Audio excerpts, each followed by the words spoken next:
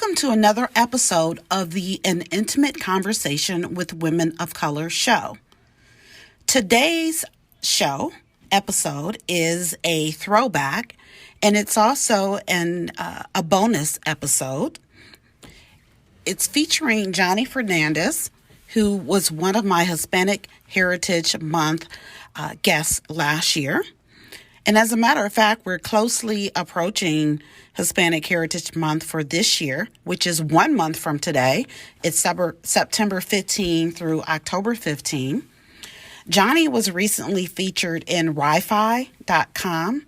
She was a spotlight, and she mentioned an intimate conversation with women of color as something that she recently gave 5 stars. So I so appreciate that, Jannie, amplifying the show, and I want to go ahead and return the favor and republish her episode.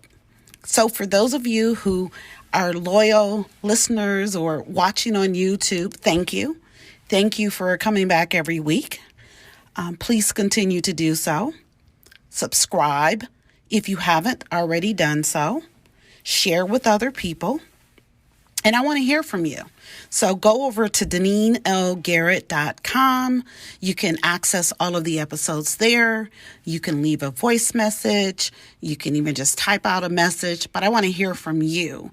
My overseas, my international listeners, shouting you out as well. I so appreciate you. And in a few, just go ahead and sit back or keep it moving and get ready for a flashback, a throwback to last year's episode with Jannie Fernandez. And as a matter of fact, it remains the number 1 listened to episode. So again, thank you, Jannie, for being a guest on the show. I am your host, Deneen Garrett. Hey, Jannie, welcome to An Intimate Conversation with Women of Color. How are you? I'm doing great, Deneen. Thanks for having me. Excited to talk to you today. Absolutely, and happy Hispanic Heritage Month. Thank you very much. You're welcome. So I want to introduce you to our listeners. So today's guest is Jannie Fernandez. She is the director, K through 12 Alliance TECHNOLOchicas for the National Center for Women in IT, otherwise known as NCWIT. Jannie, tell us more about yourself. Well, absolutely. Again, thanks for having me, Deneen. I'm originally from Barranquilla, Colombia, the town that Shakira and Sofia Vergara have made famous or kind of put us on the map here in the United States. I've been living here in the U.S. since I was 17 years old. Before my role here at NCWIT and moving to Colorado, my family and I lived in Miami, Florida. My family's still there. My husband and I moved to Colorado about 7 years ago, and I've been working at NCWIT for the past 5 years, really pushing the agenda for the inclusion of more Latinas in computing fields through our, broader efforts at NCWIT. Awesome. And so that is our connection. So we were connected through TECHNOLOchicas. My company, a sponsor. And so we host events and have been doing so since like the end of October, and have loved the relationship. I do believe you have to see it to be it. So when this program was introduced to me, I'm like, oh, we definitely have to do this for our young Latinas. So thank you so much for the partnership over these 3 or 4 years. Absolutely. And it's thanks to these kinds of partnerships, Deneen, that, that the work that we're doing is reaching so many young Latinas and so many girls around the country. And really, like you said, you can't be what you can't see, really putting these role models, these TECHNOLOchicas ambassadors in front of them so they can learn from their experiences and hopefully follow in their footsteps. Yeah, absolutely. And so for the last couple of years, we've had TECHNOLOchica ambassadors.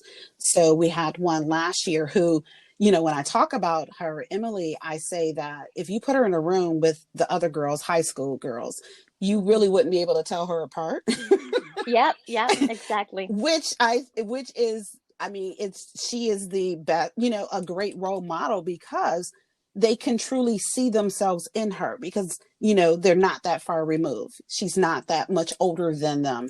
And so for her to say, yeah, you know, I was just in your seat, you know, not too long ago, and look where I am today, you know, in my journey getting there. And even with Diana, they both are very youthful, and I think that they are great representations. Yes, absolutely. You know, I think your company did an outstanding job in selecting who was going to represent them as a TECHNOLOchicas ambassador. You know, one thing to mention, Deneen, you know, all the work that we do at NCWIT when it comes to initiatives and programs and just resources in general, everything is founded on social science research. And to your point of like, you could lose either Emily or Diana in a room of high school students.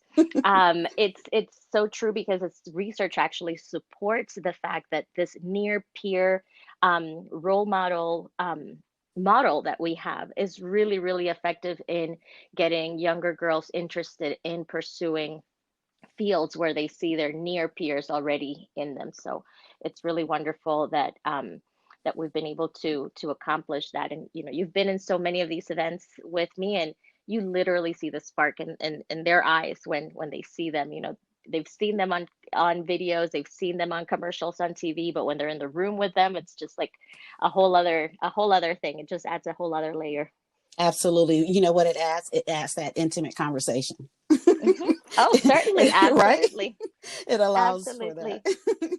So, with all the work you're doing, I know that you feel the importance of this, but why is it important for women of color, for young Latinas to have a platform to use their voices? Well, Deneen, we haven't been heard yet. I think the best is yet to come. I think that you're seeing more representation of Latinas in different fields, particularly in computing. We would love to see a steadier grow, but I think it's important for them to also come together and provide support to one another from a shared cultural experience. So while women supporting every woman is wonderful and we totally champion that. I think there's really a power, you know, there's a really powerful thing in being able to have conversations and provide a platform for other Latinas to talk to one another because we shared again a similar stories, similar journeys, similar struggles, and it's so important to hear from somebody that's already gone through that experience and help others navigate it. So having a platform where Latinas come together, I think it's extremely important. And again, we feel that the best is yet to come. And of course, with the support of people like you doing great work in diversity fields, I think we can get there. Yes, and I wholeheartedly agree with you. And that was one of the main, you know, one of the main characteristics of the program is that it was for Latinas, you know, by Latinas. So, Hmm. and I was amazed to learn that it was a father, and I think his twins were 8 at the time that he created the program, and he created it, if I'm not mistaken. He created it so that they would know they could do and be anything that they wanted.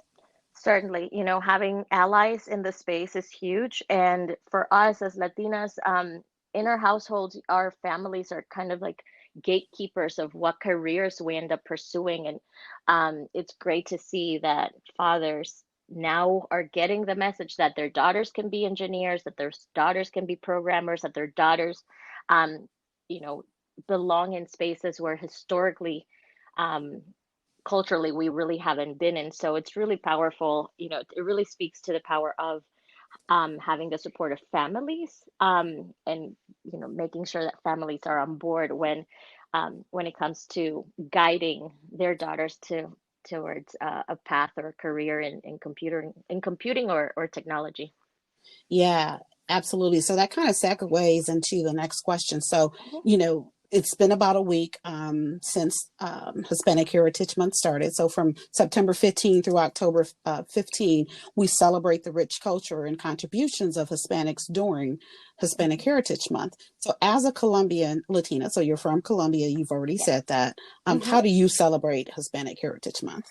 Well, I try to not just share the work that we do, but on a personal level, I make sure that I'm celebrating my amigas, and the contributions that they are bringing to the table on a single day, whether it's in computing or in the household. I just like to celebrate them directly. I send quick little messages like, "Hey, girl, you're doing a great job. Keep it up." But then also, really through my work, is just getting involved with as many collaborators and as many partners as possible to help them also celebrate Hispanic Heritage Month. Our platform serves as an amplifier. So when others are celebrating Hispanic Heritage Month and they want to get connected with us to join them, and that's another way in which we're celebrating, our contributions. So yeah, partnerships, and then doing a quick little reaching out to my girlfriends and family members to let them know that regardless of how they're or what they're doing, that they're definitely having an impact in our society. Absolutely. And during this time of COVID, it's even more important to reach out. Yes, yes. Yeah. Especially if you have little ones at home, it's just so hard to balance. Work-life balance was difficult before, but now when you're at home, having to balance that, it's twice as hard. So I give kudos to all my girlfriends that are, doing it and putting in the good work every day. Awesome. And you've already touched on how you're using your voice for women of color and amplifying the contributions of Latinas. So it's not just during Hispanic Heritage Month, but all year round. What are some of the other ways that you're doing that? Well, I live it and I breathe it every single day. I am so proud to be a Latina. I'm so proud of how I carry myself in the spaces that I enter into. Like there's no ambiguity when I meet somebody that they know that I'm a Latina and that I'm super proud of it. From the way that I talk and my mannerisms, the way that I move, all of these things. So on a day to day, I live and breathe celebrating my heritage. What's interesting though is that my formative years in Colombia, I never felt that way. It wasn't until I was sort of othered and I moved into a space or in a place where I was no longer the majority that I realized, wait a minute, this is who I've been all my life, but now I have to, now I really have to show how proud I am of it, because I again operate in spaces where I may be one of the few Latinas that are in the room. So I make it clear every single day. Every single day. There's no mistake. I may have highlights, but don't let the highlights fool you. It's all Colombian blood and pride flowing through me. So yeah, on a day-to-day basis, I just, I think I carry myself and I bring all of my um Latinismo, if you would call it, Right, right. into the room. Yes.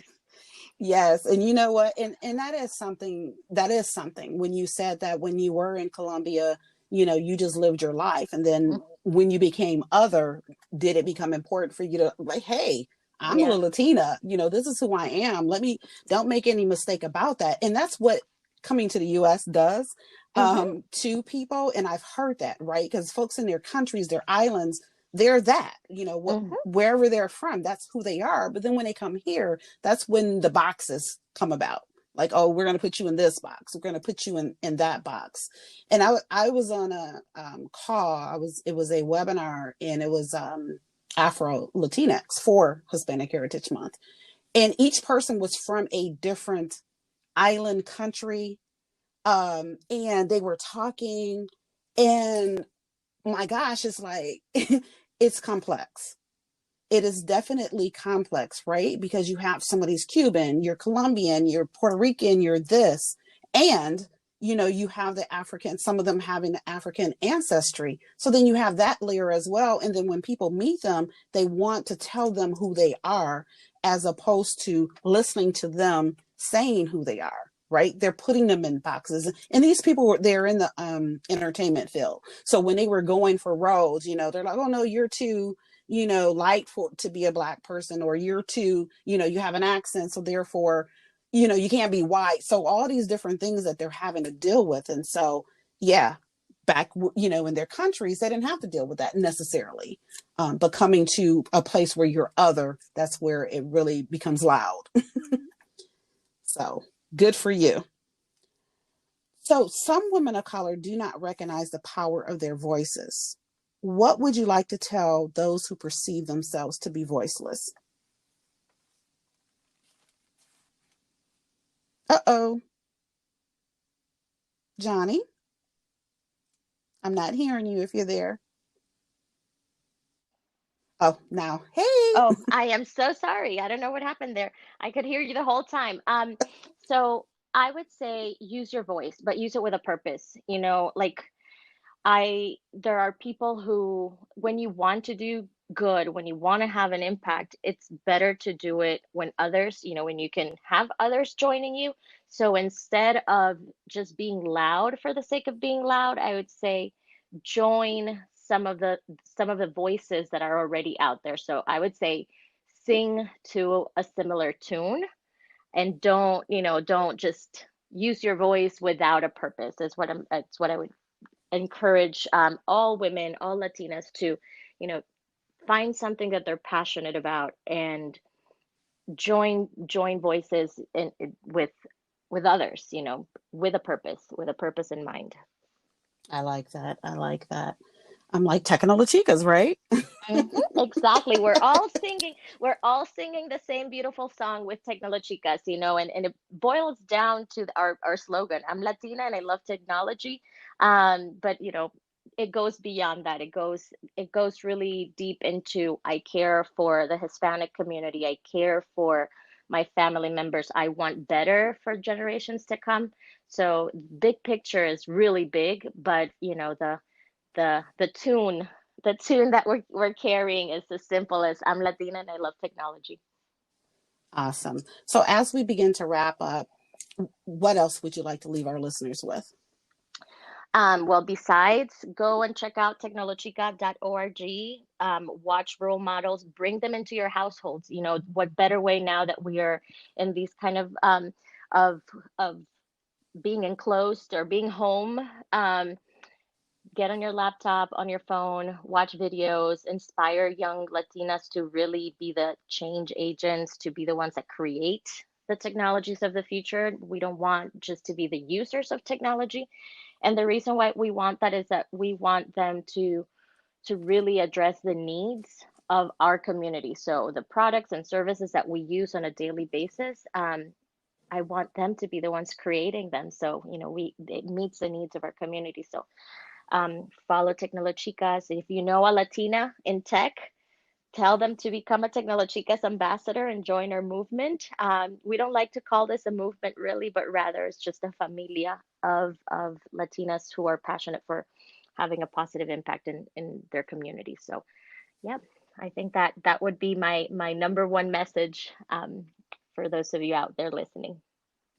Well, I thank you so much. So, Jannie Fernandez, thank you so much for lending your voice to an intimate conversation with women of color. Enjoy the Th- rest of your day. Thank you, Deneen. Have a wonderful afternoon. Goodbye. Bye.